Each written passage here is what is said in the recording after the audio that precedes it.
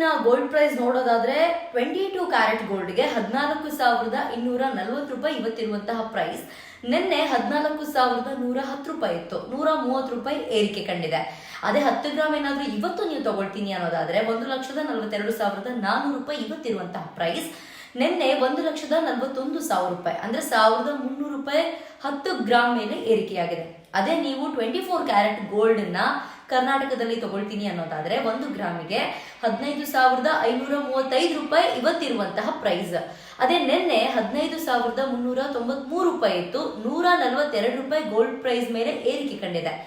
ಅದೇ 10 gram gold ನ ತಗೊಳ್ತೀನಿ ಅನ್ನೋದಾದ್ರೆ 1,53,930 ರೂಪಾಯಿ ನಿನ್ನೆ ಇದ್ದಂತಹ ಪ್ರೈಸ್ ಇವತ್ತು 1,55,350 ರೂಪಾಯಿ ಇದೆ.